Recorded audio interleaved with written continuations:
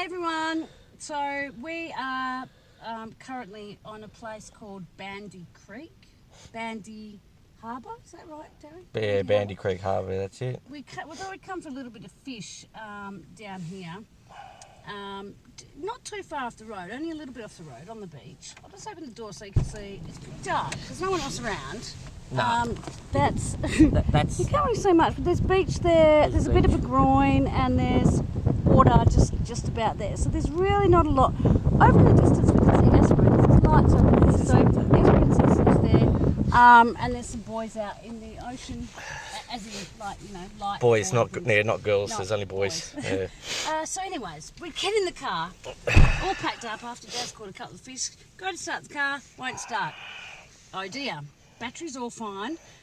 So thank goodness we've got phone signal here, so at least we were able to do a bit of troubleshooting and look at the manual to find out what's going on. So we had a few indicator lights on the dashboard. It's kind of funny one. Can you turn the car on and show that funny little light? Yeah, sure. Let's do that. I don't know. Okay.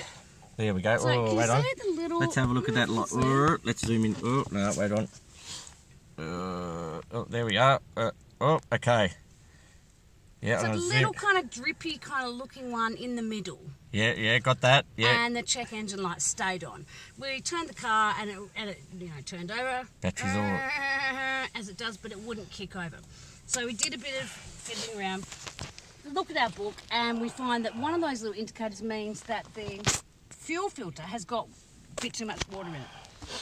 So the fuel filter is this little fellow here. It doesn't normally have a bit of plastic about it, but I'll explain in a moment. Here we go. What it normally has is a glass bowl at the bottom, which is now in pieces. And this glass bowl fits onto the bottom of this fuel filter and it collects the water to keep it out of the fuel. And sometimes that can get full, so you just have to release the water out of it and on you go. So we went to do that. We looked at some YouTube on how to do that and doing all the right troubleshooting. We went to do that and found that there was all these big glass pieces. Yeah, like show us that.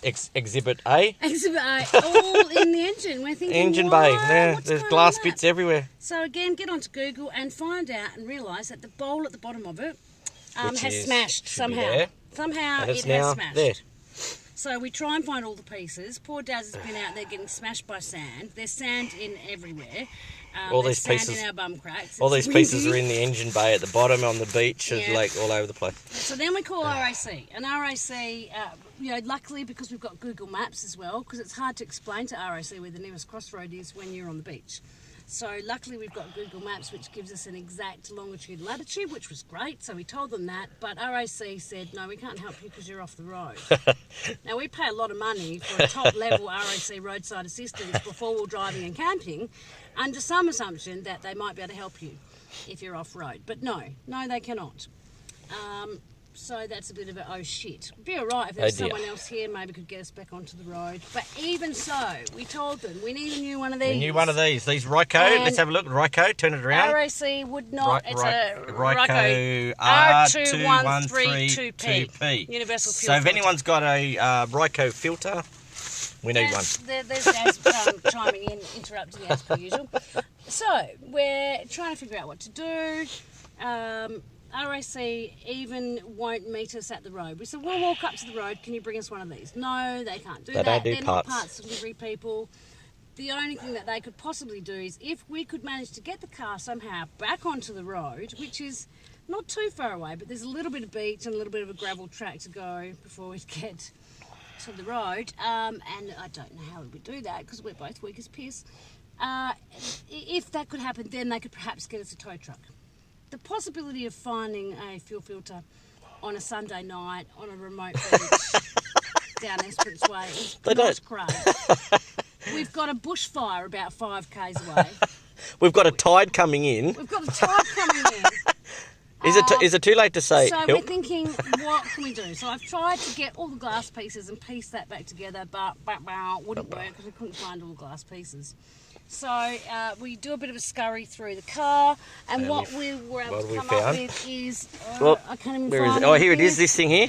This has been my drum kit that I was making. My little recycled junk bongo drums, which had a nappy sand container attached to it. Was there? Which it now does not. Was there? It was flipping here. We've hacked that off. We've tried to attach that in some kind of, I don't know, in some kind of Like this is MacGyvering yeah, at its best. just to get us back either to home or onto the road.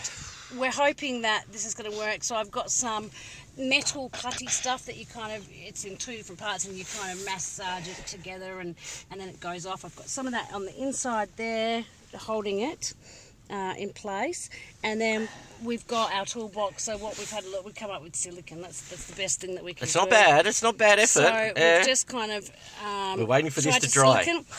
The problem is at the moment, because that is kind of suspended off the bottom. Normally that would be attached and nice and clamped to it, and then that forms the whole seal. But because we haven't got that, this is kind of suspended. So I've just got to hold it.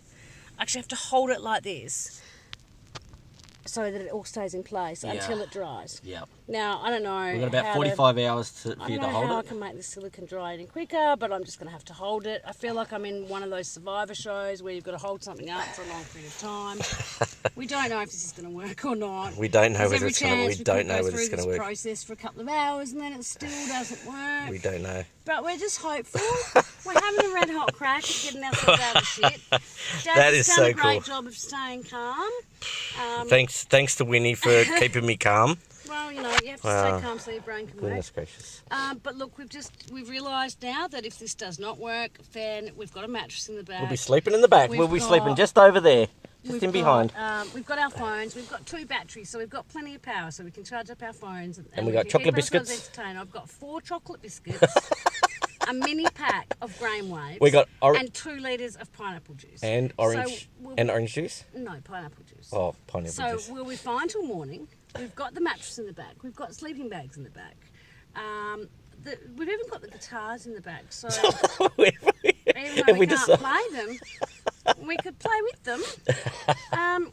So yeah, that's basically the situation that we're at the moment. We've got to keep our humour about us. We've got to keep our humour about us. We've got to somehow try and get this back on. We're hoping it's going to be okay because of all the sand. Currently all the fuel lines and everything are filled with sand, but I'm hoping that's what the filter's for.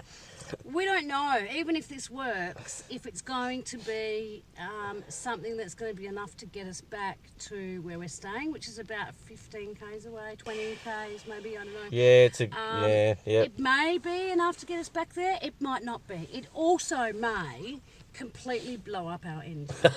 So if this is our last post. If this is our last post.